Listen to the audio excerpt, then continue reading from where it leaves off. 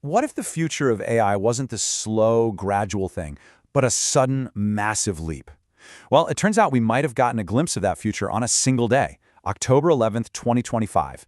And this wasn't just another story about tech. No. This was a financial story, a physical story, and a political one, all hitting at the same time. So let's break down what happened on that one day and what it really means for all of us. Because, really, that's the big question we're digging into here. This has gone way beyond just smarter software on a screen. We're talking about AI getting a physical presence in our world and gaining enormous financial power. And that changes, well, everything. So, on this one Friday in October, you had these three stories that on the surface looked pretty separate. But when you put them together, you realize they're all pieces of a much, much bigger puzzle. They're basically defining the next chapter for artificial intelligence. We're looking at three huge forces all coming together. First, the incredible amount of money being poured into the space. Second, the push to give AI a physical body, robotics. And third, the massive global fight over who gets to write the rules. So let's start with the one that's really fueling all of this, the money. All right, first up, the money. The amount of cash being concentrated into the hands of just a few AI companies is completely reshaping the entire tech industry. And it is happening at a speed that's kind of hard to wrap your head around. This is what we mean by hyper-financialization. And here it is, the headline number, $500 billion. That's the valuation OpenAI reportedly hit on October 11th. Now, this isn't just a big number, it's a huge signal from the market.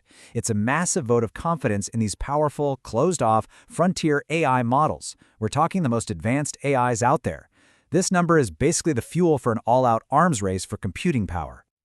Okay, now what's really fascinating about this chart is what it shows us about the rest of the economy. Venture capital funding came roaring back in the third quarter of 2025, up 38%. But, and this is a big but, look closer. If you take AI out of the equation, funding for everything else was totally flat. The entire jump was driven by just a handful of massive, $500 million plus deals for AI companies. Capital isn't just flowing into AI, it feels like it's being vacuumed up by it. So to understand how all this is being financed, we need to do a real quick dive into a financial tool called an SPV, or a special purpose vehicle. In simple terms, it's basically a spin-off company that's created for one very specific purpose. And this is where things get truly wild. xAI announced it was planning to raise $20 billion using one of these SPVs for one reason and one reason only: to buy GPUs. Think about that. The computer chips that power AI are no longer just a business expense. They're now being treated like a whole new asset class, something you can trade and build financial products around, just like gold or real estate. Okay, let's move on to the second major shift, because it builds directly on this. All that money, all that computing power, it's not just staying locked away in the cloud. It's being used to give those powerful AI brains hands, legs, a physical form. Yep, AI is getting a body. The landmark deal we saw was SoftBank's $5.4 billion acquisition of ABB Robotics, a giant in industrial automation. This was the moment where a massive pool of capital made a bet on fusing the most advanced AI with huge factory floor machinery. And this move, it reveals this brilliant four-step strategy for vertical integration. First, you invest in the massive computer brains. Then, you buy the industrial robotic arms. Then you fuse the two together. And suddenly, you don't just control the AI model, you control the physical things that the AI can now build and manipulate in the real world. And believe me, this isn't just happening in factories. This whole idea of embodiment is spreading everywhere. You've got Google DeepMind teaching robots how to use tools just like we do. The Dubai police force is rolling out autonomous AI patrol cars. And over in China, robot experience stores are becoming a national thing. It's happening everywhere, all at once. Which brings us to our third and final theme. As AI gets a bigger bank account and stronger muscles, the battle over who gets to write the rules for it is heating up dramatically.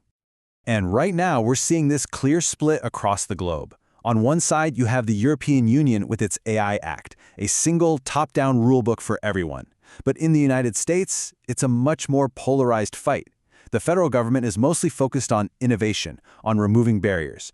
But that's clashing with individual states like California, which are passing their own strict laws that demand safety and transparency. This quote really gets to the heart of the conflict going on in California. The state passed a tough law, SB 53, focused on transparency. But the fight now is all about corporate lobbying. They're trying to create loopholes, basically ways to let companies get around the strict state rules by just saying, hey, we already follow these other, potentially weaker standards. It's a real tug-of-war over who is held accountable. So, when you put it all together, the money, the body, the rules, you get to the central paradox of AI development today. It's this high-stakes race between unbelievable progress on one side and escalating peril on the other. Let's talk about the progress first. In just 2 years, which is like a blink of an eye in tech, the cost to run an AI at the level of GPT 3.5 has dropped an incredible 280 times over.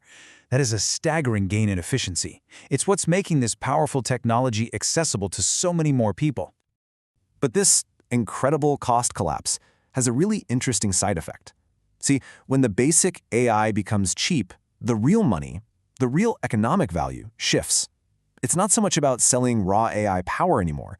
It's about controlling the distribution, the platforms where that AI is actually used, like on Apple's devices or inside Microsoft software. In this table shows you exactly how that fight is playing out. You've got Apple betting big on privacy and running AI directly on your iPhone.